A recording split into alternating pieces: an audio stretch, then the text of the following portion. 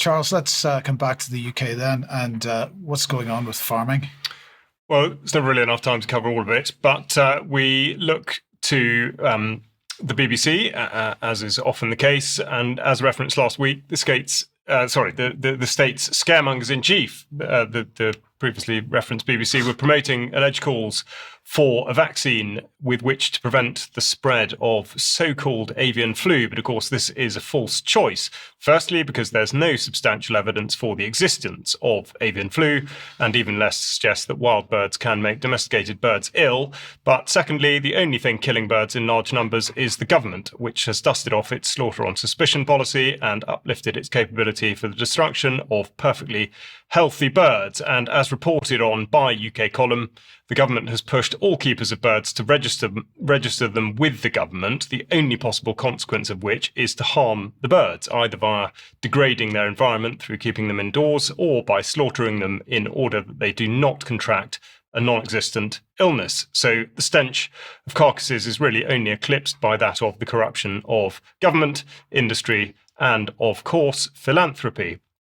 Just to walk you through it, Section 5 of the Avian Influenza Regulations 2006 prohibits vaccination in birds. Therefore, it will come as no surprise to learn that Section 6 of the same regulations permits vaccination under emergency conditions. The United States has invoked its own protocols in the past few days and granted a conditional license to Zoetis for the use of its avian influenza vaccine. Zoetis is a former subsidiary of Pfizer, and it explains that a conditional license is used to meet an emergency condition, a limited market, local situation, or other special circumstance, and is issued for a finite period of time. Use of such a vaccine in the UK was being promoted by somebody called Professor Ian Brown of the Animal and Plant Health Agency exactly 2 years ago, despite the standing regulations prohibiting such a development. He is also a director of the UN's Food and Agriculture Programme, which, like so many UN initiatives, receives regular funding from the Bill and Melinda Gates Foundation. Zoetis, being, as I say, a former subsidiary of Pfizer, also receives funding from the Gates Foundation, most recently to advance sustainable livestock production. Now, in all of this, a significant document to which much corruption can be traced back to was produced by the World Bank in 2010 called People, Pathogens and Our Planet. I would say that this treatise on fear and fiction asserts that pandemics will occur with alarming regularity and that a majority will be zoonotic in origin, though it's not clear exactly how they were able to predict this with such certainty. But there's no doubt that this entire document is doublespeak for the many ways in which the rural environment and its people and animals should be attacked. And it should be noted that it traces the origins of the One Health doctrine back to the supposed outbreak of avian influenza in 2003. The foreword of this document includes the proposition that the risks that zoonotic diseases represent to public health has led to appeals for more horizontal interaction among the disciplines and the sector agencies, departments and ministries that are responsible for public health, medical professions, veterinary services and the environment, which roughly translates as kill all their animals and take all their land.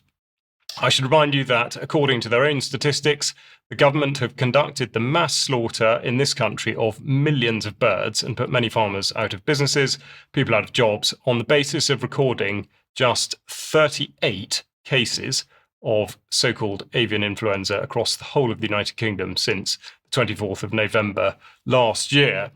On a related note, but not so closely related as you might imagine, The Sun reports that the pub chain Wetherspoons has removed eggs from its menus due to a shortage. Now, it's likely that this will be believed to be a consequence of what the government is calling avian influenza, but as always, there are several factors at play, and the capital to be extracted from a shortage is in convincing the public that biosecurity is everybody's responsibility, a mantra developed by the chief vet, Christine Middlemiss, while she worked in New South Wales, Australia, prior to her current job. But in fact, it's the push for improvements to animal welfare in the main, which have set the conditions for any perceived shortage. In moving from caged to free-range birds, a target for this year, there are comparatively fewer barn eggs, and keeping poultry indoors in extremely cramped conditions on top of their own feces is really what makes birds ill. Something which is then ascribed to avian influenza because a PCR test finds the one thing it's been asked to look for.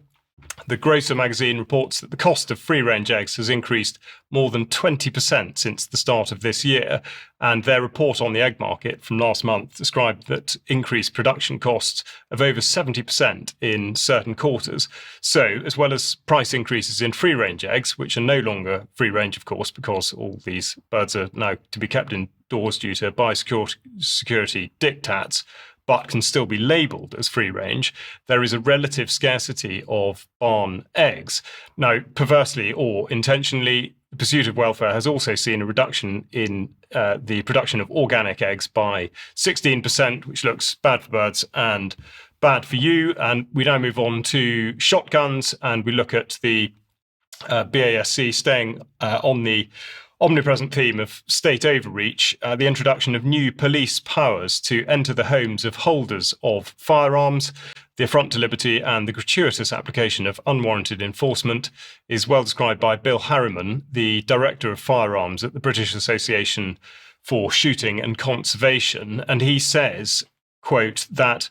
this fundamentally undermines the principles of fairness and due process. The government is handing the police sweeping powers to enter the homes of certificate holders when the ability to do so to protect public safety is already enshrined in law. This is potentially a serious infringement on the human rights of firearms users. In addition, by removing the safeguard of judicial oversight, a law-abiding section of society has been placed firmly into the category of second-class citizens, an article that will be in the show notes and is worth reading. So regardless of your views on the ownership and use of firearms and shotguns, I think the point to draw out here is that, like an ever-increasing amount of new legislation and regulatory powers, this goes well beyond the point of justification by public safety. And finally,